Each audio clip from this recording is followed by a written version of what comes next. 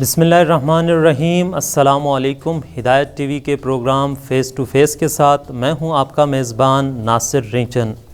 ناظرین اکرام، ہدایت T V پہ آج ہمارا یہ پہلا پروگرام ہے۔ اس پروگرام کے حوالے سے آپ کو بتاتے چلیں کہ ہم اس پروگرام میں مختلف سیاسی، مذہبی، سماجی ایشوز، اس کے علاوہ ملکی اور بین الاقوامی حالات سے آپ کو آگاہ کریں گے، اور ان موضوعات پر گفتگو کرنے کے لیے مختلف شخصیات ہمارے درمیان موجود ہوں گے۔ اس کے علاوہ مختلف شخصیات سے بھی آپ کو ملوائیں گے۔ اسی سلسلے میں آج کا ہمارا موضوع ہے رسومات اور واجبات۔ چونکہ ایک معاشرہ کسی بھی ملک یا علاقے کا ہو، وہاں کا اپنا ایک آداب، اپنا ایک رسم، اپنا ایک رواج ہوتے ہیں، لیکن بعض اوقات ہم دیکھتے ہیں کہ اسلامی جو احکامات ہے، واجبات ہے، کچھ اسلامی واجبات پر جو علاقائی رسوم ہیں، رواج ہے، ان کا غلبہ نظر آتا ہے۔ لہٰذا اس موضوع پر ہم تفصیل سے گفتگو کریں گے، اور اس حوالے سے گفتگو کرنے کے لیے آج ہمارے درمیان تشریف رکھتے ہیں نامور علمی شخصیت علامہ اختر عباس امینی صاحب۔ علامہ صاحب، آپ کو اپنے پروگرام میں خوش آمدید کہتا ہوں۔ علامہ صاحب، رسم و رواج کے حوالے سے اسلام کا نقطۂ نظریہ کیا ہے؟ اعوذ باللہ من الشیطان الرجیم، بسم اللہ الرحمن الرحیم۔ دیکھیں، ایک معاشرہ افراد سے ہی مل کر بنتا ہے۔ ہر فرد کا ایک اپنا مزاج ہوتا ہے۔ اس مزاج کو وہ دوسرے افراد کے ساتھ مختلف چیزوں میں استعمال میں لے آتا ہے، جیسے رہائش ہے، کھانا پینا ہے، اوڑھنا بچھونا ہے، فیشن ہے، شادی غمی ہے، دکھ سکھ ہے،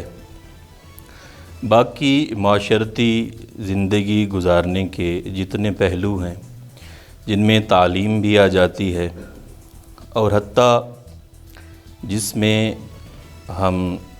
ان کی فوتیدگی کے جو پہلو ہے ان میں بھی وہ شامل ہو جاتا ہے۔ یہ مزاج تقاضا کرتے ہیں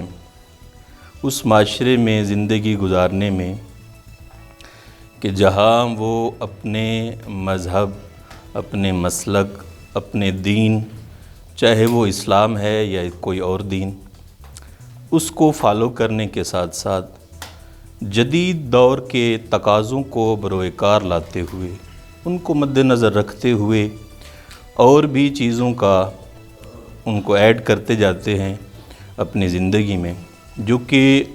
بعض چیزیں اچھی بھی ہیں، بعض چیزیں بری بھی ہیں، اور بعض اچھی اور بری کے درمیان بھی آ جاتی ہیں۔ یہ رسومات مختلف علاقوں میں مختلف نظر آتی ہیں۔ اس کا زبان کے ساتھ بھی بہت تعلق ہے، علاقے کے حوالے سے بھی بہت تعلق ہے۔ جیسے کہ دیکھا جا سکتا ہے، اگر علاقہ صحرائی ہے تو اسی حوالے سے ہی ان کی رسومات ہے، ان کا اوڑھنا بچھونا ہے۔ اگر جنگلات ہیں تو اسی حوالے سے، پہاڑ ہیں تو اسی حوالے سے، علاقہ بھی رسم و رواجات کے حوالے سے بہت زیادہ متاثر کرتا ہے معاشرے کو، اور زبان بھی اور مزاج بھی ان رسومات کے ساتھ پھر وہ معاشرہ ایک اگر باہر سے اسے دیکھا جائے یا اس کا ایک ویو اپنے ذہن میں تصور لے آئیں کہ یہ معاشرہ کیسا ہے، اس میں رسومات کس طرح کی انجام دی جا رہی ہیں، تب ہمارے ذہن میں مختلف سوالات اٹھتے ہیں۔ پھر ہم سوچتے ہیں کہ آیا یہ مذہب کے مطابق ہے، مذہب کے مطابق نہیں ہے، ان رسومات سے معاشرہ ترقی پا رہا ہے یا تنزلی کی طرف آ رہا ہے، یہ رسومات انسان کے اخلاق و کردار کے آیا منافی ہیں، یا یہ رسومات اس کی اخلاق میں بھی مزید مدد کر رہی ہے۔ ٹھیک ہے علامہ صاحب، اس کے علاوہ یہ کہ دینی مراسم میں بھی ہم دیکھتے ہیں، خصوصاً بر صغیر میں بھی ہم دیکھتے ہیں کہ دینی مراسم میں دینی جو واجبات ہے، مثلاً عزاداری ہو گئی، اس میں علاقائی جو رسومات ہے ان کا غلبہ بھی نظر آتا ہے۔ تو اسلام اس کی کس حد تک گنجائش ہے اسلام میں واجبات کے حوالے سے؟ دیکھیے، کچھ رسومات جنہیں معاشرہ دین کا لباس پہنا کر اسے انجام دینے کی کوشش کرتا ہے، اور اسے دین کے طور پر شو کیا جاتا ہے۔ رسومات میں میں تو پہلے یہ عرض کرتا چلوں کہ دین سادگی سکھاتا ہے، جبکہ رسم تکلف بڑھاتی ہے۔ ہمارے ہاں اگر شادی بیاہ میں دیکھ لیا جائے تو ائمہ علیہم السلام کی جو تعلیمات ہیں، جو قرآن و حدیث کا ایک ہمیں اسلوب دیا گیا ہے، تو وہ انتہائی سادہ ہے، اور جس کا مقصد بھی یہ ہے کہ شادی کو آسان کر کے برائی کو مشکل بنایا جائے۔ جبکہ رسومات جس میں آپ دیکھتے ہیں کہ نکاح کے لیے ایک فنکشن ہے، ایک پھر میرج ہال کا انتخاب ہونا ہے، پھر بہت زیادہ قیمتی جو اشیاء کا لین دین وغیرہ سارا کچھ، یہ ایک رسم جو ایڈ ہوئی ہے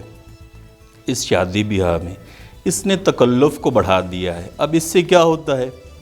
جب رسم کسی مذہبی امر میں تکلف کو بڑھا دے تو پھر وہاں حیثیت سے بڑھ کر کرنے کا مسئلہ پیدا ہو جاتا ہے، وہاں عزت یا بے عزتی کے مراحل پیدا ہو جاتے ہیں۔ ایک عام شخص جس کی حیثیت نہیں ہے وہ بھی برابری کے لیے تگ و دو کرتا ہے، جس کی وجہ سے وہ حلال اور حرام کے درمیان تمیز چھوڑ دیتا ہے، جس سے وہ برائی کی طرف چلا جاتا ہے اور محرمات کی طرف جاتا ہے۔ یہ سارا کچھ ان رسومات کی ادائیگی کی وجہ سے، جہاں یہ ہم دیکھتے ہیں دین کے حوالے سے، وہاں عزاداری کے اگر موضوع پہ دیکھا جائے کہ عزاداری میں بھی بہت سی رسومات ایسی آئی ہیں کہ جنہوں نے مختلف ہمیں زاویوں پر سوچنے پہ مجبور کر دیا ہے۔ میرے جو ایک ہے اندازے کے مطابق 3 پہلو ہیں، ایک بانیان، دوسرا خطباء، تیسرا سامعین۔ ان تینوں میں سے ہر ایک کی اپنی ذمہ داری ہے، لیکن ہمارے معاشرے میں ایک عجیب تصور ہے، سامعین سمجھتے ہیں مجلس وہ ہے کہ جہاں پڑھنے والا فضائل اتنے ہوں کہ مجمع چھت کو لگ رہا ہے، مصائب اتنے ہیں کہ جی دیواریں رو رہی ہیں، چاہے خلوص ہے یا نہیں اس چیز کو نہیں دیکھا جاتا۔ پڑھنے والے اچھے بھی ہیں خیر، لیکن کچھ ایسے بھی ہیں جنہوں نے عزاداری کو ایک مارکیٹ بنا لیا ہے، عزاداری کو ایک حسینی انڈسٹری بنا دیا گیا ہے، کاروبار کا ذریعہ بنا دیا گیا ہے، روز معاش بنا دیا گیا ہے۔ حالانکہ اس حوالے سے بیشتر روایات موجود ہیں کہ خون حسین کی تجارت کس حد تک انسان کو دنیا و آخرت میں ذلیل کرتی ہے۔ تو وہ بڑی مجلس اسے سمجھتے ہیں جہاں نیاز زیادہ مل رہی ہے، بانی بڑی مجلس اسے سمجھتا ہے جہاں مجمع زیادہ ہے، رش زیادہ ہوا ہے، جہاں پارکنگ سپیس زیادہ لی جا رہی ہے۔ تو اس حوالے سے پھر مزید ہم دیکھتے ہیں بہت سی چیزیں ایسی ہیں جو کہ اس میں وہی عرض کر رہا ہوں کہ دین کچھ اور کہتا ہے، حسینیت کچھ اور ہے، اور علاقائی تکلفات کچھ اور ہیں۔ پھر مہنگے سے مہنگا بندہ پڑھانا، پھر اس میں پھر مسائل ہوتے ہیں، فیس یہ تھی، طے یہ ہوا تھا، طے نہیں ہوا تھا، جو کہ انسانی وہ تذلیل کا سبب بنتا ہے، اور وہ جو میسیج ایک عزاداری کا جانا چاہیے وہ ایک عجیب میسیج پھر پہنچتا ہے۔ ٹھیک، اچھا صاحب، ابھی آپ نے تکلفات کی بات کی، مثلاً نیاز کا زیادہ دینا یا مہنگے خطبہ کو لانا، کیا یہ دین میں اس کی ممانعت ہے؟ چونکہ ان چیزوں سے کسی واجبات کو تو ٹھیس نہیں پہنچتا۔ ٹھیک ہے، جہاں دیکھیں میں وہی عرض کرتا ہوں کہ اسلام آسانی کا دین ہے، سہل پسندی کا دین ہے۔ کچھ تو واجبات ایسے ہیں جہاں شریعت کا مسئلہ ہے، واجبات کی اجرت لینا شرعاً جائز نہیں ہے، پھر ہم عزاداری کو مستحب ہی سمجھتے ہیں، شکر محسن ادا کرتے ہیں امام حسین علیہ السلام شہدائے کربلا، اور جہاں یہ میں سمجھتا ہوں کہ ایک ایسا مستحب عمل ہے جو تمام واجبات کو گھیرے ہوئے ہے، جس میں عقائد کی بات ہوتی ہے، فروعات کی بات ہوتی ہے، کرنٹ ایشوز پہ گفتگو کی جاتی ہے، معاشرے کی اصلاح پہ گفتگو کی جاتی ہے، نوجوان کو خطاب کیا جاتا ہے۔ وہاں دین میں حیثیت سے بڑھ کر اور غلط طریقے پر خرچ کرنے سے منع کیا گیا ہے، ورنہ جتنا زیادہ اور جتنا آسان انداز سے آپ کر سکتے ہیں، آپ بحیثیت ہیں، آپ رکھتے ہیں، سرمایہ آپ کر سکتے ہیں، تو اس میں کوئی ممانعت نہیں ہے۔ دوڑ میں آئے بغیر لیکن مقابلہ بنا لینا کہ وہاں اگر 2.5 لاکھ پہ بندہ پڑھ رہا ہے تو میں نے 3 لاکھ کا کرانا ہے، وہاں اگر فلاں نامور پڑھ رہا ہے تو میں نے فلاں نامور پڑھانا ہے، اس وجہ سے میں سمجھتا ہوں کہ شاید وہ جو پہلا ہم حدیث قصہ کے لیے ایک طالب علم رکھتے ہیں اور وہ جو ہم لاکھوں روپے والا رکھتے ہیں بندہ، تو میرے نزدیک تو وہ خلوص کے ساتھ اگر حدیث قصہ پڑھ رہا ہے تو وہ زیادہ اللہ کے نزدیک مقرب ہے۔ اور میں عرض کرتا چلوں کہ ایک جو عزت نفس ہے، جو خطیب آتے ہیں حضرات، جو خطبہ واعظ آتے ہیں، جو ہمیں دین سکھاتے ہیں، دین کے ایک پہلو میں ہمیں وہ خودداری سکھاتے ہیں۔ اب خودداری جو خودداری رکھتا ہوگا تو ہمیں خودداری سکھائے گا۔ لما تقولون ما لا تفعلون، ایک انسان جو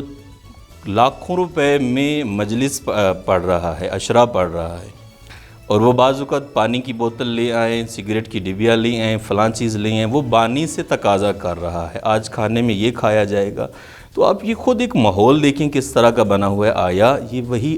عزاداری امام حسین ہے جو کہ دکھ بھرے لمحات ہیں، جو کہ ایک ملت تشیع کی میں سمجھتا ہوں کہ ایک تشخص ہے ہمارا عزاداری امام حسین، اس میں مختلف قسم کی رسومات کو لا کر اسے مزید بگاڑ کا سبب بنایا جا رہا ہے۔ اچھا علامہ صاحب، اس کے علاوہ ہم کہتے ہیں کہ دین فطرت ہے، یعنی انسان کی فطرت کے مطابق خدا نے قوانین بنائے ہیں تاکہ انسان اپنی اس فطرت کے مطابق عمل کرے، تو پھر انسان اس فطرت کے مطابق بنائے گئے قانون کو چھوڑ کر رسومات اور دنیاوی چیزوں کے پیچھے کیوں پڑ جاتا ہے؟ دیکھیں، وہی جو ایک کمپٹیشن ہم زمانے میں دیکھ رہے ہوتے ہیں، اس کمپٹیشن اور دیکھا دیکھی کے حوالے سے انسان اس دنیا داری کے حوالے سے بھی خود کو وہی دنیاوی حوالے سے مضبوط بنانے کے چکروں میں دین سے دور ہوتا چلا جاتا ہے۔ مثلا آپ دیکھ لیں، تعلیم کے حوالے سے ہم کہاں تکلف لیتے ہیں، جہاں تعلیم کا مرحلہ ہم لیتے ہیں کہ ایسے قسموں کی تعلیم دی جا رہی ہے جہاں شریعت کے حوالے سے وہ کام انتہائی نامناسب طریقے پہ لیا جاتا ہے۔ تو اس حوالے سے جو آپ نے ابھی بات کی ہے کہ رسومات کے ان جھمیلوں کی وجہ سے معاشرے میں انسان بہت زیادہ وہی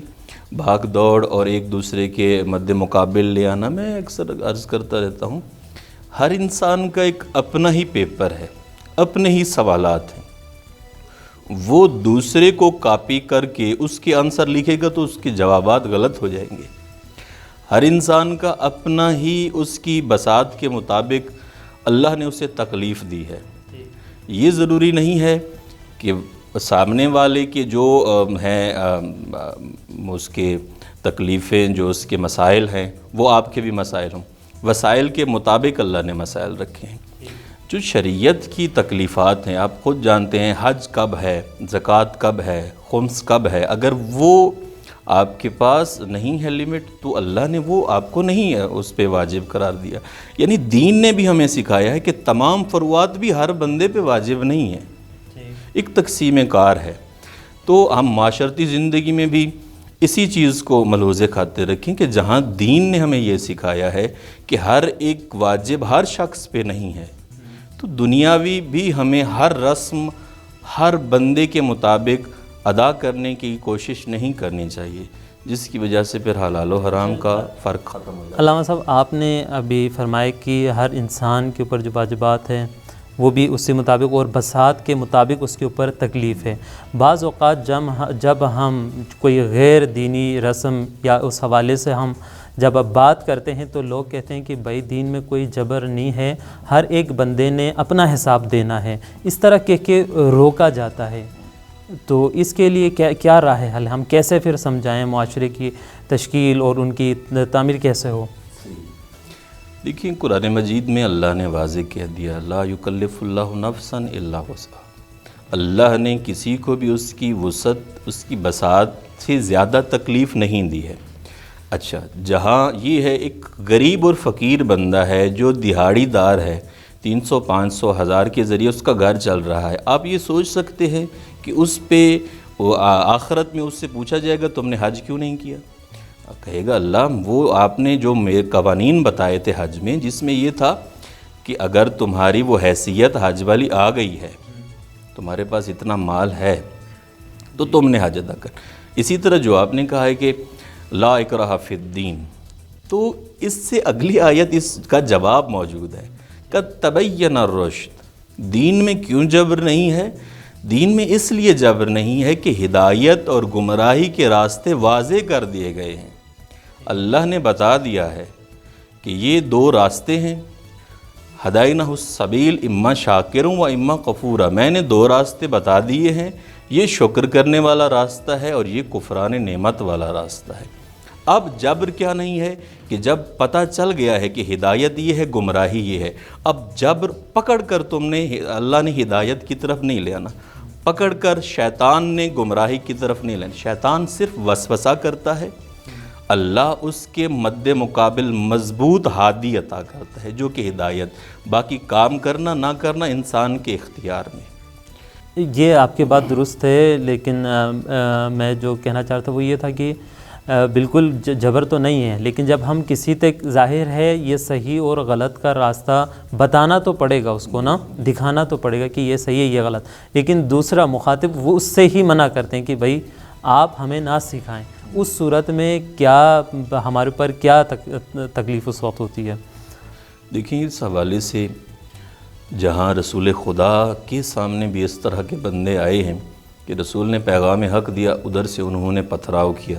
آپ پر ظلم و تشدد کیے، تو رسول خدا پر اللہ نے ایک حجت تمام کی، میرا حبیب تمہارے ذمہ ان کو راہ ہدایت پر لے آنا نہیں ہے، تمہارے ذمہ کیا ہے؟ وما علینا الا البلاغ المبین، کہ ہم رسول خدا کے ذمہ یہی ہے کہ آپ نے فقط پہنچا دینا ہے۔ اور جو ایک عمومی سوال آپ کے اس کے علاوہ ہے،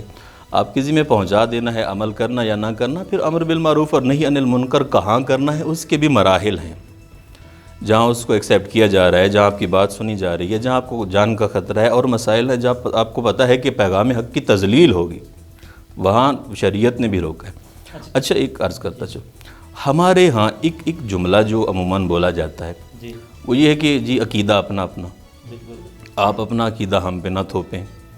ہمیں ہمارے عقیدے پہ رہنے دیں، اپنا عقیدہ نہ بنائیں، وہ جو کہا جاتا دوسروں کا عقیدہ چھیڑو نہیں، اپنا عقیدہ چھیڑو نہیں۔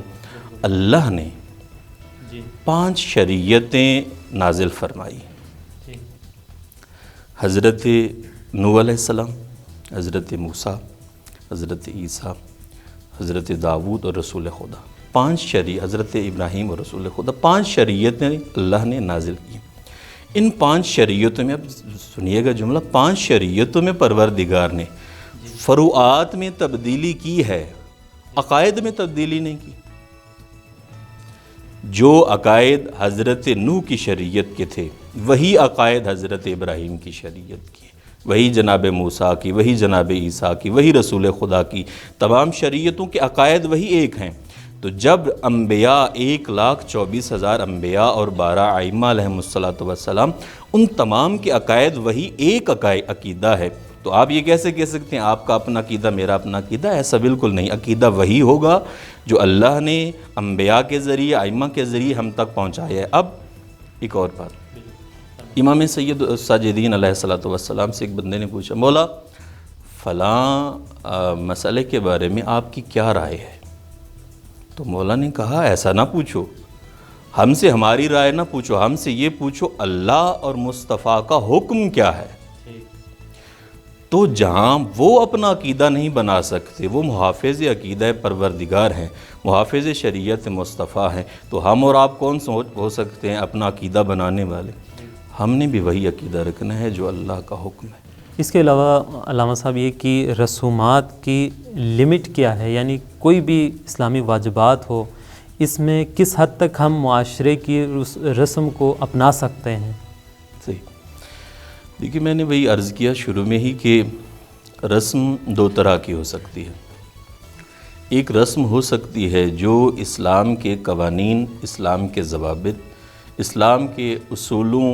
کے ساتھ ٹکرا نہیں رہی، بلکہ ایسا ہو سکتا ہے کہ وہ رسم اسلام کو مزید احسن انجام میں ادا کرنے کا ذریعہ بن رہی ہے۔ وہ ایک اچھی رسم ہے، وہ معاشرے میں جو آ رہی ہے۔ اس کے مقابلے میں ایک رسم ہے جو اسلام کے اصولوں کی مخالفت کر رہی ہے،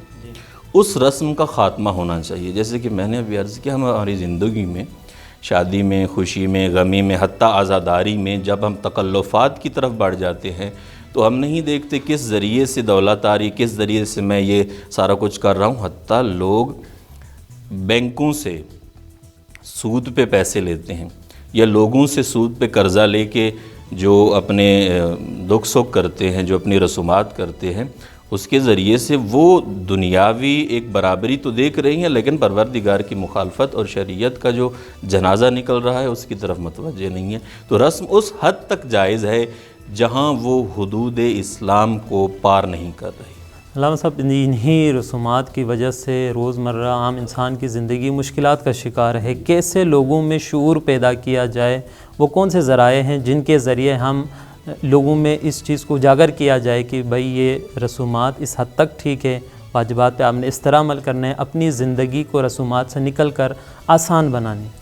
اس میں چند باتیں ہیں۔ سب سے پہلی بات یہ ہے کہ ہمیں یہ سوچنا چھوڑ دینا چاہیے کہ لوگ کیا کہیں گے، معاشرہ کیا کہے گا، فلاں بندے کیا کہیں گے۔ ہمیں یہ سوچنا چاہیے اللہ کیا کہے گا، رسول خدا کیا کہیں گے، ائمہ کیا کہیں گے، مجھ سے سوال کیا جائے گا، میری ذمہ داری کیا ہے۔ سب سے پہلے تو یہ دیکھنا چاہیے کہ لوگ کیا کہیں گے، اس دائرے سے باہر نکال آئیں۔ دوسرا، تکلفات کی طرف نہ جائیں، اپنی زندگی میں آسانی اور سادگی لے آئیں، ہر حوالے سے رہن سہن میں سادگی لے آئیں، لباس میں، فیشن میں، کھانے پینے میں، اپنے دکھ سکھ میں، اپنی تمام زندگی کی جتنی رسومات ہیں ان میں سادگی لے آئیں۔ دوسرا، اپنے چادر سے بڑھ کر پاؤں نہ پھیلائیں۔ ہاں، یہ پروردگار کی دین ہے، آپ ایک اچھے قدم کی طرف جا رہے ہیں، ایک اچھی ڈگری حاصل کرنا چاہتے ہیں جو اب آپ کے لیے، ملت کے لیے، لوگوں کے لیے فلاح و بہبود کا سبب بنے گی۔ ایک اچھے قدم کی طرف آپ اگر بڑھیں تو پروردگار سے دعا کریں، پروردگار میرے لیے وسبب علیم و ذات صدور ہے، تو وہ ضرور ان وسائل کا پیدا کرنے والا ہے۔ آپ ان چیزوں کو جہاں معاشرے میں لے آئیں گے، لوگ کیا کہہ رہے ہیں اس کی بالکل پرواہ نہ کریں، زندگی میں سادگی لے آئیں۔ تیسرا، واجبات کی پابندی کریں، محرمات سے دور رہیں۔ جب آپ اپنے کردار پہ توجہ کریں گے تو وہ کردار آپ کو باندھے گا اور اس طرف نہ جانے کی بار بار سوچ دیتا رہے گا جو شریعت نے منع کیا ہے۔ علامہ صاحب، ایک خالص اسلامی معاشرے کی، ایک ایسا معاشرہ جو امام زمان کی ظہور کے لیے زمین سازی بن سکے، وہ کیسے بن سکتے ہیں؟ کن کے اوپر یہ ذمہ داریاں عائد ہوتی ہے؟ دیکھیں، جہاں ایک اگر معاشرے کے حوالے سے دیکھا جائے، معاشرے میں جہاں انسٹیٹیوٹ ہیں، ادارے ہیں، چاہے وہ ادارے دینی تعلیم والے ہیں، دنیاوی تعلیم والے ہیں، اس سے بڑھ کے جو سب سے پہلا ادارہ ہے جو بچے کو ایجوکیٹ کرتا ہے، گھر کا ماحول۔ جہاں گھر کا ماحول دینی ہو جائے گا، اب بعض ہمارے گھر تو اس طرح کے ہیں جنہوں نے بیلنس رکھا ہوا ہے، دینی بھی ہے، دنیا کو بھی ساتھ، مطلب مغربین کی نماز پڑھ لیا، چلو جی جلدی جلدی چلو فلاں ڈرامہ آنے والا ہے، چلو جی جلدی جلدی چلو فلاں فلم کا ٹائم ہو گیا ہے۔ تو یہ سمجھ نہیں آتی کہ یہ دینی معاشرہ، یہ گھر کا ماحول کس طرح بنایا ہوا ہے، جہاں انہوں نے گھر میں ایک حجاب کا ماحول بنایا ہوا ہے، اپنے بچوں کو ایجوکیٹ کر رکھا ہے۔ جو بچے خود ایسے گھر میں نے دیکھے ہیں جو تہجد کے لیے اٹھتے ہیں، نماز کے بعد تلاوت قرآن، سب سے پہلے ایجوکیٹ کریں گھر کے حوالے سے۔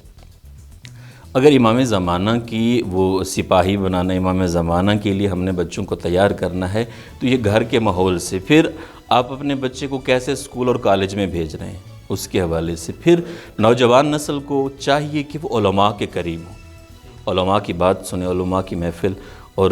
دینی کتب کا مطالعہ بھی کریں۔ ہر چیز، ہر بات، ہر عالم سے بھی نہ سنیں، وہ اپنا مطالعہ رکھیں گے تب انہیں پتہ چلے گا کہ کہنے والا سچ کہہ رہا ہے یا جھوٹ بول رہا ہے۔ اچھا علامہ صاحب، آخری سوال، یہ جو سوشل میڈیا اور میڈیا کا دور ہے، آج 5th جنریشن وارفیئر کا دور ہے، تو ان میں ان ذرائع سے رسومات کس طرح داخل ہوتے ہیں ہمارے اسلامی معاشرے میں،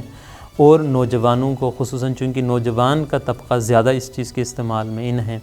تو ان کے لیے آپ کیا میسج دینا چاہتے ہیں اور کیسے ان چیزوں سے بچاؤ ممکن ہے؟ میڈیا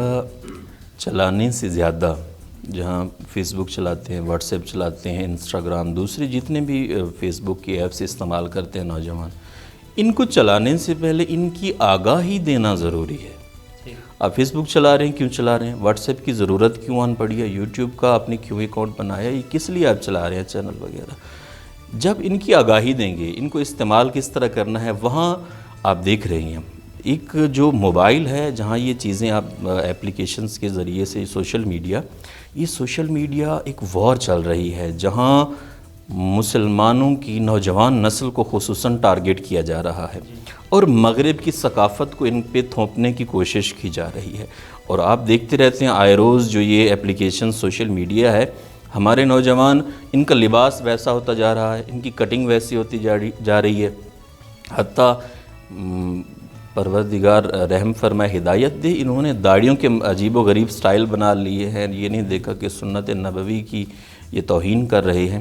تو یہ مغرب کے کلچر کو اپنا رہے ہیں، جو مغرب کا کلچر ان پر اثر انداز ہو کر پھر یہ اسے اپنی زندگی میں آہستہ آہستہ ایک نارمل چیز سمجھیں گے، کوئی بڑی تبدیلی نہیں سمجھیں گے کہ یہ تو عام ہے، یہ دنیا میں چل رہا ہے۔ وہ رسم جب ان میں آ جائے گی، ان کے ذریعے سے، ان کی اولاد میں، وہ پھر باقاعدہ ایک گھر سے ہوتی ہوئی ایک معاشرے کو اپنی لپیٹ میں لے لے گی، وہی پھر رسم آئندہ چل پڑے گی، جو کہ ان کے لیے اور ان کی نجات کے لیے ایک بہت بڑا مسئلہ ثابت ہوگی۔ ناظرین اکرام، پروگرام کا وقت ختم ہوا چاہتا ہے، اسی کے ساتھ ہی ہم علامہ اختر عباس امینی صاحب کے بھی شکر گزار ہیں کہ آپ نے ہمیں ٹائم دیا۔ ناظرین اکرام، ہمارے اس پروگرام کے حوالے سے اپنی فیڈ بیک ہمیں ضرور دیجیے گا، اپنی آراء کا اظہار کیجیے۔ آپ اگر کوئی سجیشن دینا چاہتے ہیں تو وہ بھی ہمیں دیجیے گا۔ اسی کے ساتھ ہی مجھے دیجیے اجازت، خدا حافظ۔